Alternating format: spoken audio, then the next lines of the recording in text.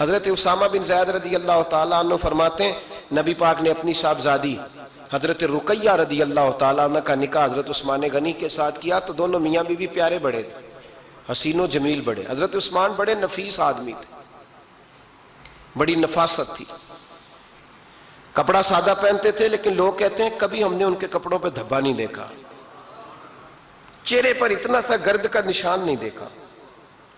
ہمارے ملک میں سب سے زیادہ خرچہ میک اپ کا آتا ہے، پتہ ہے آپ کو؟ جی اب اگلی جو بات کرنی ہے اس پہ اپنے آپ کو وقت کتنا دیتے ہو، سجنے میں، سورنے میں، تیار ہونے میں کتنا وقت لگاتے ہو؟ فرمانے لگے حضرت عثمان غنی اتنا تو ٹائم ہی نہیں ہے کہ اپنے آپ کو دیا جائے. تو قبر اتنے پیارے کیسے لگتے ہو؟ فرمانے لگے اپنی وجہ سے نہیں لگتا، حضور کی وجہ سے پیارا لگتا. کب وہ کس طرح؟ فرمانے لگے نبی پاک صلی اللہ علیہ وسلم نے ہمیں وضو دیا ہے. فرمایا ایک دفعہ وضو کر کے آئینے کے سامنے کھڑا ہوتا ہوں، یوں لگتا ہے اللہ نے میرے چہرے کو پہلے سے زیادہ نور عطا کر دیا ہے. دیکھیں نا باقی جسم چھپا ہوا ہے اور جو ظاہر ہے اس پر وضو کا حکم ہے. ہاتھ ظاہر ہے تو وضو کر لو، پیر پردے سے باہر ہے تو ان کو دھو لو وضو میں، چہرہ پردے سے کپڑوں سے باہر ہے تو اس کو وضو میں. تو عثمان غنی فرماتے 5 وضو تو میں تازہ کرتا ہوں، پچھلا ہو بھی تو نئی نماز تازے وضو سے پڑھتا ہوں. اور فرماتے اگر میرا قرآن مجید کھولنے کا ارادہ بن جائے تو پھر وضو 6 بھی ہو جاتے ہیں، اور تہجد کے وقت اٹھوں تو 7 بھی ہو جاتے ہیں. فرماتے علیحدہ سے درود پاک پڑھنے بیٹھوں تو پھر 10-11 وضو بھی ہو جاتے ہیں. میں وضو کرتا رہتا ہوں تو اللہ تازگی عطا کر دیتا ہے. حضرت اسامہ بن زید حضور کے غلام زادے فرماتے میں چھوٹا سا تھا تو نبی پاک کے گھر میں گوشت پکا تو سرکار کو 4 بیٹیوں سے بڑا پیار تھا. حضرت فاطمہ سے زیادہ ہے لیکن 4 بیٹیوں سے بڑی محبت تھی. حضرت رقیہ اور جناب عثمان غنی کے گھر میں اسامہ بن زید کہتے ہیں حضور نے مجھے سالن دینے بھیجا، میں چھوٹا سا تھا اور ابھی پردے کی آیتیں بھی نہیں آئی تھی، حکم بھی نہیں آیا تھا. کہتے ہیں میں سالن دینے گیا، واپس آیا تو میں نے ان دونوں کو بیٹھے دیکھا تو میں نے اتنے حسین میاں بیوی کبھی دیکھے نہیں تھے اور میری طبیعت کھل اٹھی. فرماتے ہیں جب واپس آیا نا سرکار نے میرا چہرہ دیکھا، میں نے تو بات کرنی نہیں تھی، حضور نے چھیڑ دی. فرمایا میری بیٹی اور داماد کو دیکھ کے آئے ہو؟ یا رسول اللہ دیکھ آیا ہوں. فرمایا ایسا حسین جوڑا دنیا میں کبھی دیکھا ہے؟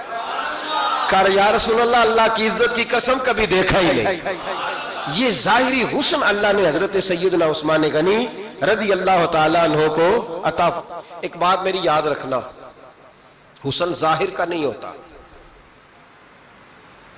حسن ظاہر کا نہیں ہوتا، ظاہر کا میک اپ ہوتا ہے. حسن ہمیشہ باطن کا ہوتا ہے. جن لوگوں کے اندر معصومیت ہوتی ہے ان کے چہروں پہ بھی آئی جاتی ہے. کوئی نہیں سمجھ آئی شاید آپ کو. اندر اگر بندہ کڑوا ہونا، کسیلا ہو، چہرہ نہیں روشن ہوتا. اس کی دلیل حدیث میں موجود ہے.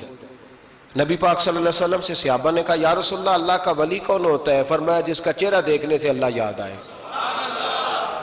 تو ولایت کا تعلق دل سے ہے، چہرے سے نہیں. ولایت کا تعلق بولیے دل سے ہے، چہرے سے ولایت کا تعلق نہیں ہے. لیکن حضور نے دلیل کیا دی؟